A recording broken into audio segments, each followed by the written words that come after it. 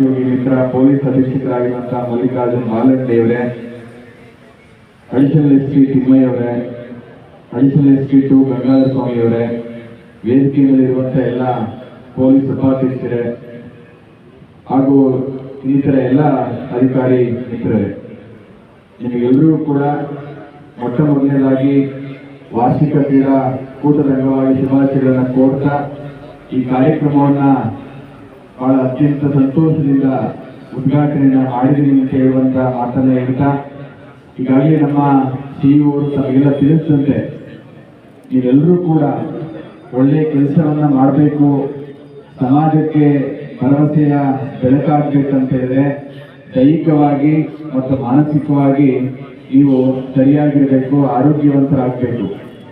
ಆರೋಗ್ಯವಂತರಾಗಿದ್ರೆ ಮಾತ್ರ ಒಳ್ಳೆ ಕೆಲಸ ಮಾಡಲಿಕ್ಕೆ ಸಾಧ್ಯ ಆಗುತ್ತೆ ಅಂತ ನಾನು ಹೇಳಲಿಕ್ಕೆ ಇಷ್ಟಪಡ್ತೇನೆ. ಪೊಲೀಸ್ ಇಲಾಖೆ ಕಾರ್ಯವೈಖರಿ ಬಗ್ಗೆ ನಾವೆಲ್ಲರೂ ಕೂಡ ಅತ್ಯಂತ ಮುಕ್ತವಾಗಿ ನಾವು ಶ್ಲಾಘಿಸಬೇಕಾಗ್ತದೆ. ಯಾಕೆ ಅಂತ ಹೇಳಿದ್ರೆ ನನ್ನ ಪ್ರಕಾರ ಪೊಲೀಸ್ ಇಲಾಖೆಯಲ್ಲಿರುವಂಥ ಪ್ರತಿಯೊಬ್ಬ ಅಧಿಕಾರಿ ಮತ್ತು ಸಿಬ್ಬಂದಿಗಳು ಕಾಯಕ ಯೋಗಿಗಳು ಅಂತ ನಾನು ಕರೀಲಿಕ್ಕೆ ಇಚ್ಛೆ ಪಡ್ತೇನೆ. ಯಾಕೆ ಅಂತ ಹೇಳಿದ್ರೆ ಸಮಯದ ಪರಿವೇ ಇಲ್ಲದೆ ಹಗಲು ರಾತ್ರಿ ಬಿಸಿಲು ಮಳೆ ಚಳಿ ಎನ್ನುವುದನ್ನ ಲೆಕ್ಕಿಸದೆ ಈ ಸಮಾಜದ ರಕ್ಷಣೆಗಾಗಿ ದಾರಿನಲ್ಲಿ ನಿಂತು ಈ ಸಮಾಜವನ್ನ ರಕ್ಷಣೆಯನ್ನ ಕೊಡಬೇಕು ಅನ್ನುವಂಥ ಉದ್ದೇಶವನ್ನ ಮನಸ್ಥಿತಿಯನ್ನು ಹೊಂದಿ ಒಂದು ಕಾಯಕ ಯೋಗಿಗಳಾಗಿ ಕೆಲಸವನ್ನ ಮಾಡುವಂಥದ್ದು, ಪ್ರಾಮಾಣಿಕತೆ ಕಾರ್ಯತತ್ಪರತೆಗಳನ್ನ ಮೈಗೂಡಿಸಿಕೊಂಡಿರ್ತಕ್ಕಂಥದ್ದು ನಾವೆಲ್ಲ ನೋಡಿದ್ದೇವೆ. ಪೊಲೀಸ್ ಇಲಾಖೆ ಅಂತ ಹೇಳಿದ್ರೆ ಎಲ್ಲರೂ ಕೂಡ ತಕ್ಷಣ ಮನಸ್ಸಿಗೆ ಬರುವಂಥದ್ದು ಅವರೆಲ್ಲರೂ ಕೂಡ ಶಿಸ್ತಿನ ಪ್ರತೀಕಗಳು, ತ್ಯಾಗದ ಪ್ರತಿಬಿಂಬಗಳು.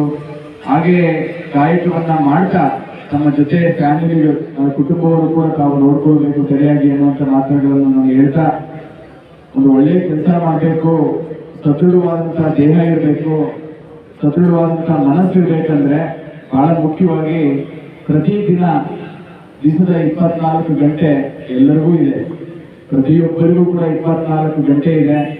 ಆ 24 ಗಂಟೆಗಳಲ್ಲಿ 1 ಗಂಟೆಯನ್ನ ನಿಮ್ಮ ದೇಹಕ್ಕೆ ಮೀಸಲಿಟ್ಟರೆ ಉಳಿದ 23 ಗಂಟೆಗಳನ್ನ ನಿಮ್ಮ ದೇಹ ಚೆನ್ನಾಗಿ ಕಾಪಾಡಿಕೊಂಡು ನೋಡ್ಕೊಂಡು ಹೋಗುತ್ತೆ. ಆದರೆ ಎಲ್ಲೋ ಒಂದು ಕಡೆ ಕೆಲಸದ ಒತ್ತಡದಲ್ಲಿ ಆ 1 ಗಂಟೆ ಮೀಸಲನ್ನು ದೇಹಕ್ಕೆ ಇಡಕ್ಕೆ ಸಾಧ್ಯ ಆಗದೇ ಇರುವಂತ ಪ್ರಸಂಗಗಳು ಕೂಡ ಇರಬಹುದು. ನನ್ನ ಒಂದು ವಿನಂತಿ, ನೀವೆಲ್ಲರೂ ಕೂಡ ಬಹಳ ಸದೃಢವಾಗಿ ಈ ಸಮಾಜದ ರಕ್ಷಣೆಯನ್ನು ಮಾಡಬೇಕು, ಭರವಸೆಯ ಬೆಳಕಾಗಿ ನಿಲ್ಲಬೇಕು ಅಂತ ಹೇಳಿದ್ರೆ ಮಾನಸಿಕವಾಗಿ ಮತ್ತು ದೈಹಿಕವಾಗಿ ನೀವು ಸದೃಢರಾಗಿರ್ಬೇಕು ಅನ್ನುವಂಥ ಮಾತನ್ನ ಹೇಳ್ತಾ